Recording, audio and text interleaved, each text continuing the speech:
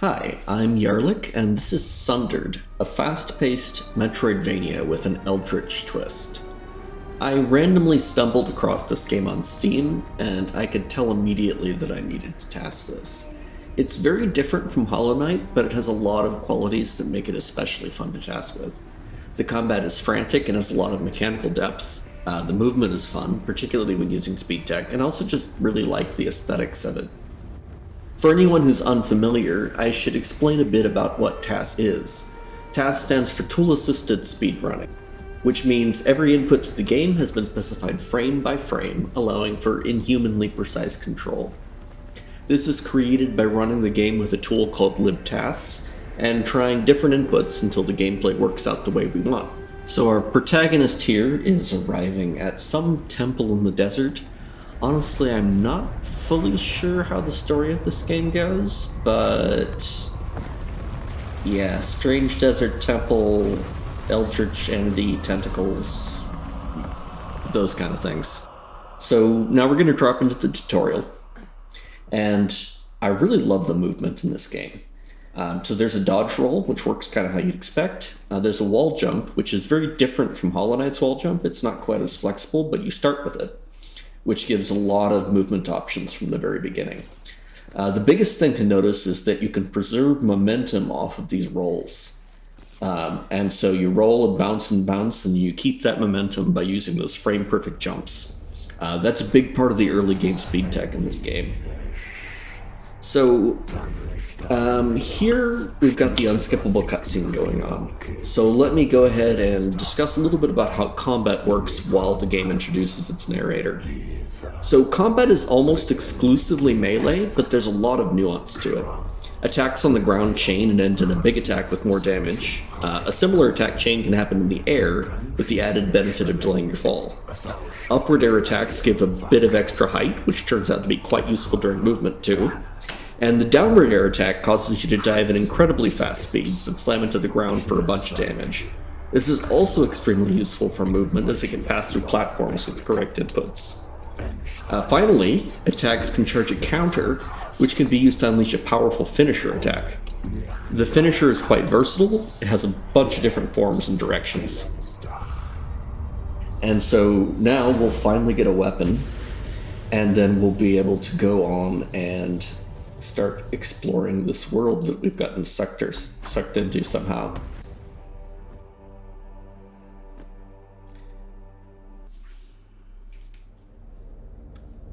So our first goal here is to get an ability down here. You saw that we were able to dive through huge amounts of the map very quickly. I should note that there's a little bit of random generation in this game, and the TAS does have a big advantage when it comes to that, because obviously we're having to control the RNG in order to be able to make this a reproducible TAS. So we don't get to choose what RNG we want per se, but we do know what it's going to be in advance. So it's sort of like playing a seeded run if you were a player and this was a game that supported that kind of thing. So we've got an ability now that gives us a shield. This is kind of the basic core combat ability. The shield is nice because you don't take knockback while you're shielded, and so we can use it to do some damage tanking without slowing us down at all. And so there are definitely a few places where we'll damage tank things. So here we're making our way through this map. Those fragments that we're picking up are useful for upgrades. So we're grabbing a couple here and there where we can. But for the most part, we're just moving through. We're using those up slashes to help do the jumps a little bit more efficiently, reducing the number of jumps we have to do, and mostly ignoring the enemies. This game actually has a lot of enemy swarms that attack you, and if you're playing casually, it's very likely you'll end up fighting these huge swarms, but in a speedrun, we pretty much just ignore everything and keep running through as quickly as possible. You can see we're doing that trick to preserve momentum a lot. We always want to be keeping our momentum going as much as we can. And you can see how it accumulates over multiple rolls as well. The momentum control in this game is great. So here we're coming to our first fight of the game. And what we're doing is we're turning on the power to the sector, which unlocks some doors. And to do that, we have to fight a bunch of enemies. The combat in this game is very quick, and there are lots of enemies that will spawn. This is actually on the easiest difficulty because speedrun. But even on easy, things can get pretty hectic. You can use that finisher there to clean up. And then we're going to make our way up to the top here. You can see those lasers that are shooting from off-screen. Those are from those big enemies. But they're reasonably well telegraphed, so when you're playing this game, it's not quite as bad as it looks. The enemies only hit you while they're attacking, so you don't have contact damage. So it's a little more reasonable than it looks just from watching it. But you definitely can still get hit pretty easily, so it's not an easy feat.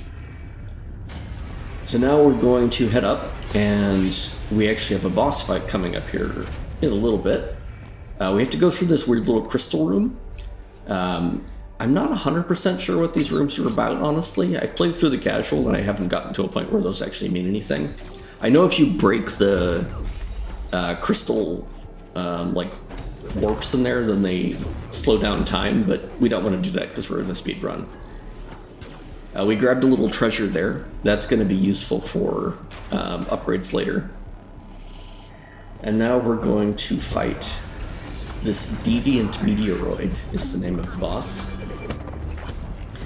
And one thing to note here is we're taking advantage of a trick-nosed animation canceling. So the combos are already pretty quick, but some of the combos we can actually interrupt by using the down attack and then issuing a dodge in the middle of a down attack while we're in midair. And that will interrupt the previous attack, which can allow us to attack again sooner than we otherwise would be able to. And so that's a very useful trick for increasing our damage output.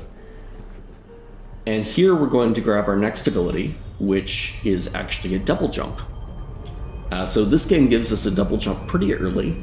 And the double jump has a lot of utility because not only does it allow you to make your way up walls a little bit easier, because normally you can't bounce off to climb a wall directly because you have to bounce off of another wall opposite it, but this lets you go a little higher.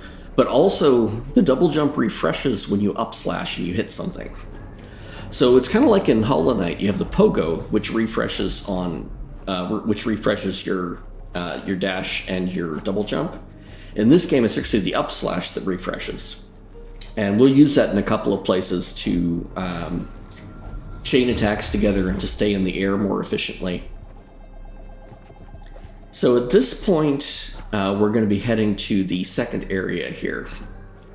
And we're basically doing an ability rush. As is typical with Metroidvanias, you want to try to get your movement abilities as quickly as possible because they allow you to move more quickly through the rest of the game. So now that we have dash and we have our starting shield, we're going to go and look for two more key abilities. Or not the dash, we have the double jump. We're going to get the dash, and we're going to get a smash ability, which is actually, it breaks barriers, but it's also incredibly useful for movement, as we'll see. So we're going to open that shortcut, because we're going to have to come back to this area. And then we're going to make our way through this area, which is actually quite involved, because there's a lot of vertical movement, and so we have to kind of bounce, use the up slash to get extra height.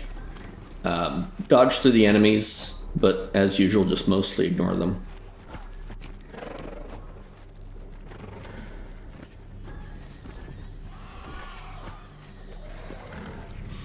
Yeah, the enemies in this game are a very interesting design. We barely see them in these areas just because we never stop to fight them, but they have a very fun Eldritch design to them. And I really dig the art in this game. The whole hand-drawn aesthetic is very fun. More down dashes to ridiculous speeds.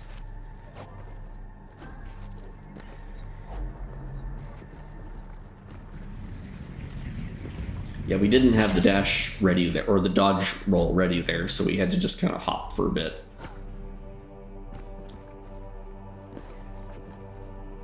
The energy management is always tricky. Later on, we're going to have some more movement options so that it becomes less of an issue, but at least in this part of the game, we're typically constrained by our roll energy. So here we're going to come to a big room that normally has a fight, but we're going to ignore the fight. We're grabbing this Elder Shard fragment, which is something that you use in the game to either upgrade your abilities by corrupting them, or to burn the shards that are generated to gain extra fragments to spend on abilities and to unlock some other special things. So in this run, we're actually going to do neither of those things, just because it's faster. And we don't actually need the abilities as TAS. The main thing you would use them for in the human run is to get some extra survivability, but TAS doesn't really need that. So we're just going to go ahead and rush through here.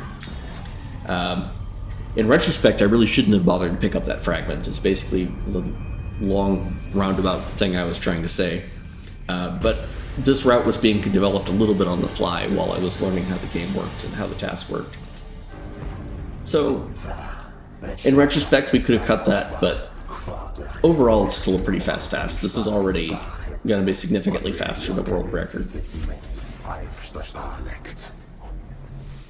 So now that we have this dash ability, there are some complications.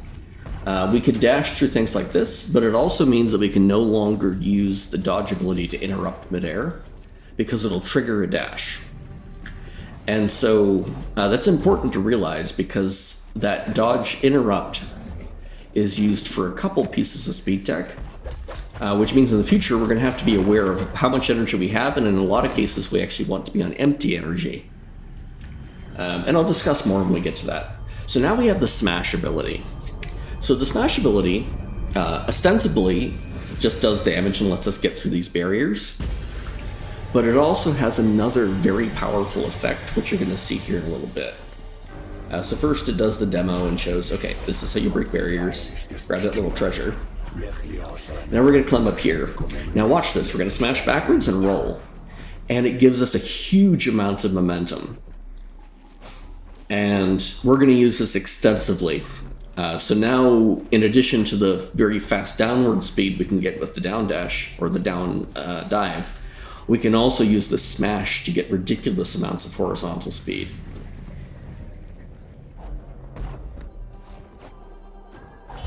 So what we grabbed here is a perk, and perks are things that are kind of like charms in Hollow Knight that you can equip to modify your character.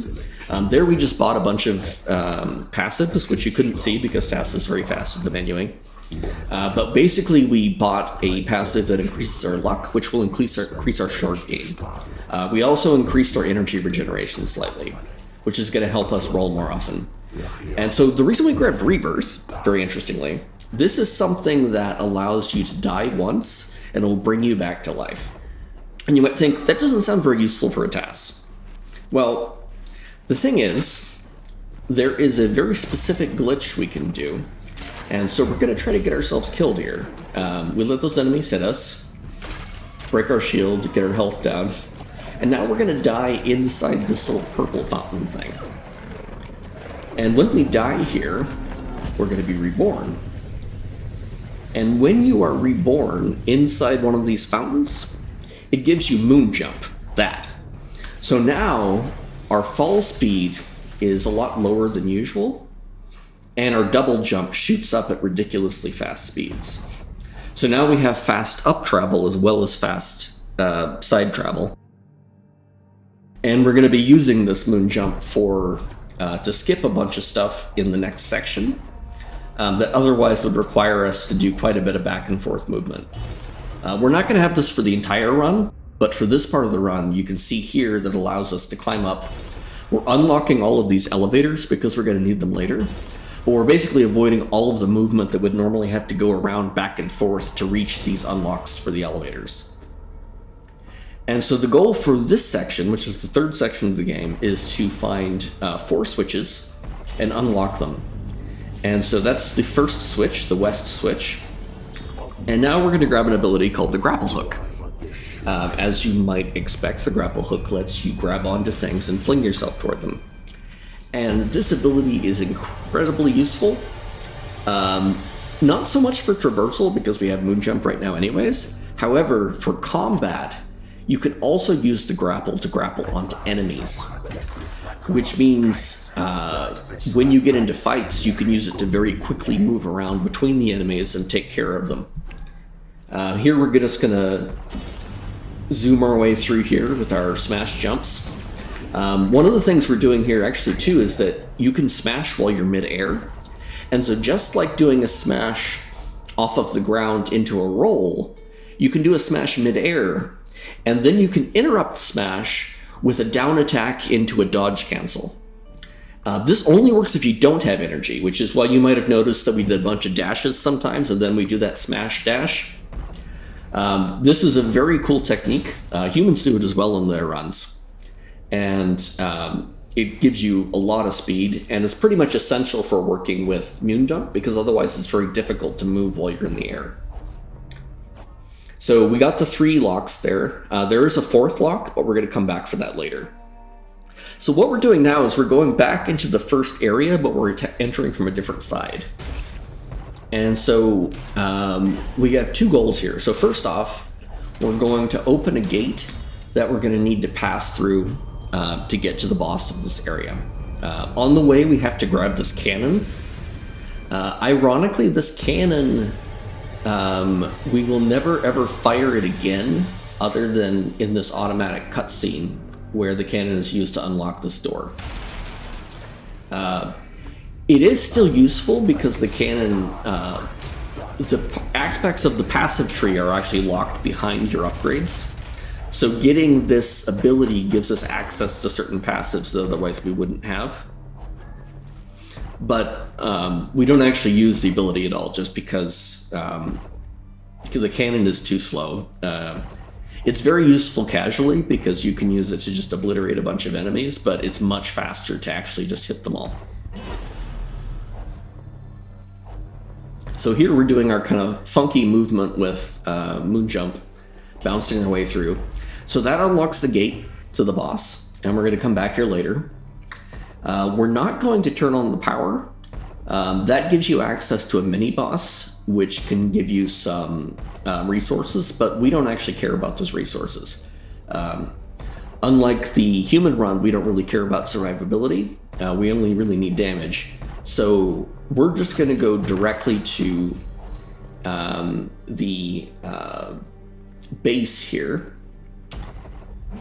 very quickly moving through everything. And the base is a little puzzle section where you have to turn on and off these lasers, and we just don't bother turning off the lasers, we just damage tank through them. So we turn on all of the lasers in each section, and then we unlock the various things that those lasers unlock. It's much faster this way than actually going through and doing the puzzle. Human runners also do the same thing. They mostly damage tank through here. It's just so much faster to do it this way. So we unlock these 3 big locks, and each of those locks then is connected to a door down here, which is going to give us access to an arena fight. And this arena fight, we're going to get a couple things here. We're going to get access to some perks, which are, once we don't need rebirth anymore, we can use those perks to increase our damage. And we're also going to get access to a mask, the Negotiator, which reduces the cost of passives. So it's going to allow us to unlock a lot more stuff on our tree, and we're also just going to get a bunch of shards to spend on our tree. So we only need to kill a couple of these, because we're going to be using rebirth to kill the rest of them. So once we get the first 3 of them killed, and we're doing this with moonjump, which makes the fighting interesting. We're trying to take damage here as well because we want to die soon. So we're damage tanking where we can. We kill the 3rd one, and now we're just going to let ourselves die. And then here we rebirth, which kills everything.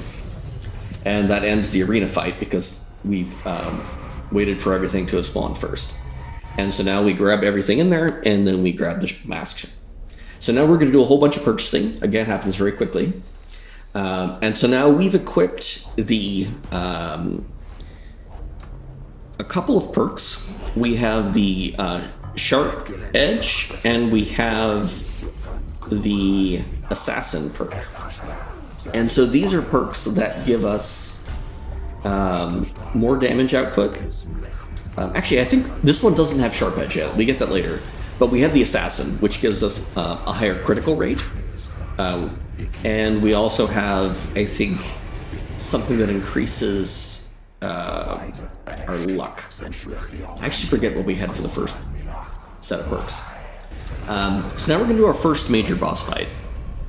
So I'm not sure what this guy's deal is, but he's got this mask and then he gets punctured by these Eldritch shards. So the goal of these boss fights is to destroy these shard fragments. And so we just try to stay in the air. We're using animation canceling where possible.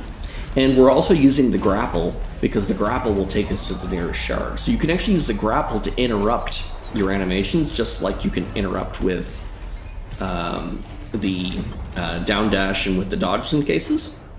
And so we're doing these rapid damage cycles where we're moving between different types of attacks, mixing in the finishers where we can, and then just damaging down these shards as quickly as we can. It takes a little bit longer when you're playing it casually. The TAS can kill these things very quickly. It also helps that we're buying pretty much nothing except damage upgrades, other than the incidental passives that provide some defense just because you have to get them on the way to the damage nodes. So now that we've actually lost moonjump, I should mention, because we died earlier. Once you get rebirthed somewhere outside of Purple Fountain, you lose the moonjump, which is good because doing all the fights with moonjump would be a pain. So at this point, we are heading towards the second major boss. And this takes a while. Normally you could unlock a shortcut through here, but we didn't get far enough along to reach the shortcut. Here we're using the grapple to get some little boosts from the enemies. Somewhat convenient that a swarm spawned here that we can use the grapple on. There's a fun little spot here where we can use the grapple and then zoom through. Lots of vertical movement through here, which obviously is a lot slower without moonjump, but still not too bad. We actually skipped an ability in the third area that we visited, the kind of the sky area. There's an ability that lets you climb up walls just by walking up the side of them, and we don't have that. It's not a required ability, although it is useful, but because it's not required, we don't bother taking the time to pick it up. It also unlocks quite a few passive slots, which is useful for unlocking things like an extra perk slot. But again, we're not actually going to get enough fragments to be able to buy that many passives anyways, so not really necessary. So this boss is very interesting. This boss is extremely mobile and also huge, like all these bosses. And the key thing here is that you want to avoid getting hit by that, because that kills you pretty much instantly. And then we can use the grapple to hold on to these crystals. So normally he runs across the screen and you have to chase him. But if you use the grapple and don't press any other buttons, you'll just continually be dragged along by him. And then as soon as he starts slowing down, you can start hitting him again. And as before, we're using animation canceling extensively to deal as much damage as possible, as quickly as possible. And then we just have to take care of this last fragment, dodge that, use the grapple to chase the crystal as he turns around, and then finish him off. And then we go ahead and grab at least most of the loot, and then quit out as soon as we can. So that is 2 bosses down. We're able to buy a bunch of stuff with the fragments we just got. So now we have the third major boss. So this boss is a very challenging one, at least casually. And even for the speedrun, I think this boss is probably one of the biggest obstacles for runners. It's a double boss, which is always interesting. So there's a lot of different things to take into account. So we're going to make our way across here, and then up here is the south lock. So we got the northwest and east locks. but we didn't get this one because this one requires an arena fight, which will of course make short work of and make extensive use of grapple to get around as quickly as possible.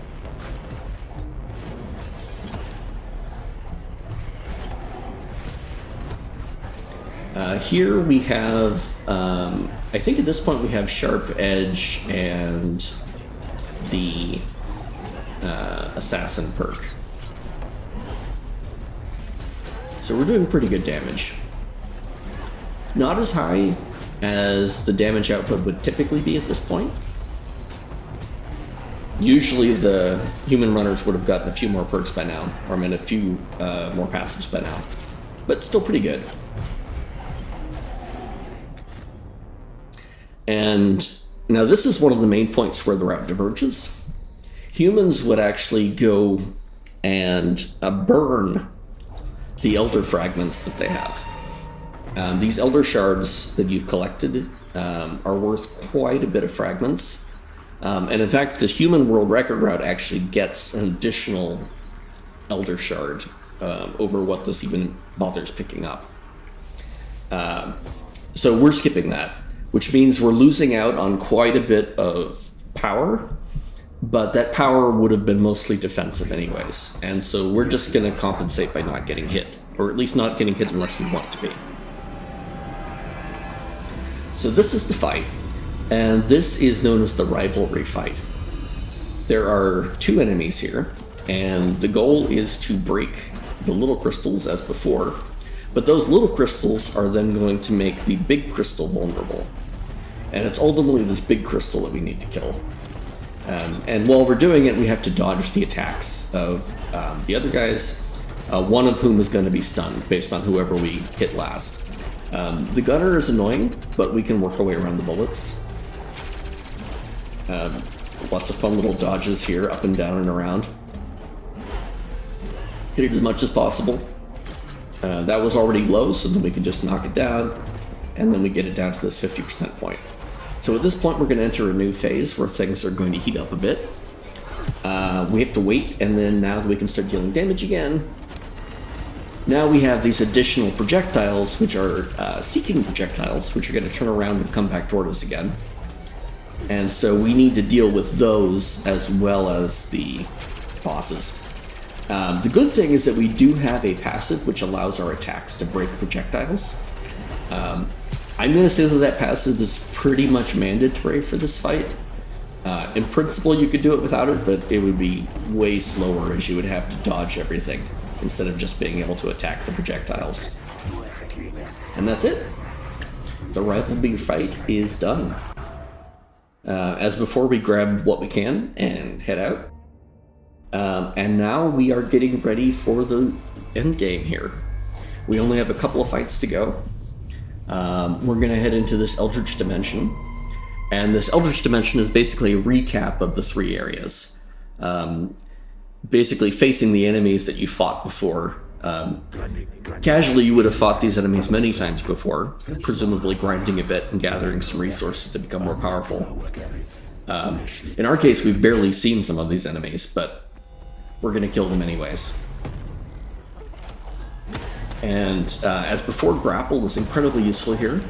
It allows us to move around quickly. We can use it for animation canceling, which allows us to do smash attacks and then immediately transition into other attacks. And you just chain all these attacks together, and it's a beautiful thing. I love the way that the combat works in this game, especially with TAS. The way you just kind of fluidly channel all these attacks together and optimize for the ideal path through these rooms. It's a lot of fun. And there are quite a few enemies, but it doesn't take too long. So that's sort of the first area set of enemies. And now we're going to head on to the next. This section is a little bit annoying because some of these enemies like to kind of hide in the walls. But we'll work our way through it. The bushes are also annoying in here because enemies will kind of park on the bushes, so you have to be careful of those. I do like the artistic design of these enemies though, and most of these we've barely seen because we moved through the other areas so quickly. But you can see them for a little while here. We did damage tank off the bush there just because that was the easiest way to get to that guy. We do a lot of the smash attack and then dash, and then smash attack and then dash. It's a very quick interrupt off of the dash animation, or the smash animation rather, which allows us to chain those smashes together faster than otherwise you'd be able to use them. So now we are going to make our way to the third fight. This one's a little annoying because we got the layout where there are these poison spawners in the room. We never saw these in the third area because we skipped over all of that, but normally you have to work your way past a bunch of them on the way up. And here they basically mean that we have to be careful with our shield a little bit. So we're going to damage tank through the gas a couple times just because it's a lot more efficient than waiting. But it is draining our shield when we do, so we have to be a little bit careful about how we plan our route through here. So like here we're draining quite a bit of shield, but we have enough and we can let it regenerate a little bit. And then we can use that regenerated shields and then go through the gas again when we need to. We just chain together these attacks, perfectly enough shield, and that's it. So that is all of the arena fights. So now we only have one fight left to go.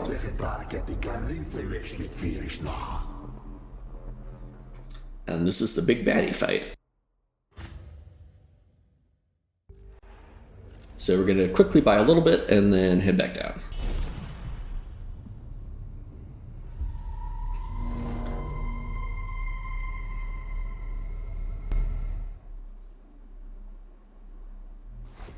So this is actually a really fun fight. Normally it's a little bit slow in the speedrun because there are some attacks that are extremely difficult to dodge, where for the human run it's safer to just back off, but TAS doesn't have to do that. There are some really fast attacks here that you can dash through if you get the timing just right. Those arm attacks. So anytime the arm moves through, if you dash perfectly timed, you will pass through the arm.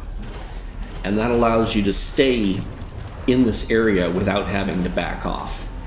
You can also dash through these skulls. And we do that a couple of times here. Dash and smash, dash and smash. We're mostly tanking the laser hits. But then we also make sure to dash through those. And then we just have one more to go. And that is that. Normally that boss takes quite a bit longer.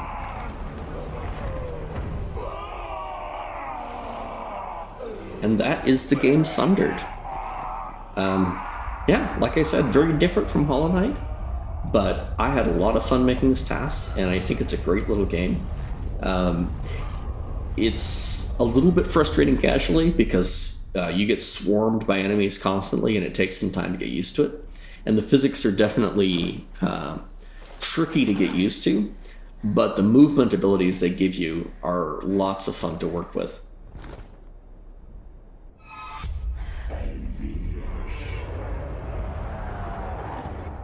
Thank you for watching, and if you did enjoy this, you might also enjoy some of the Hollow Knight TASs on my channel.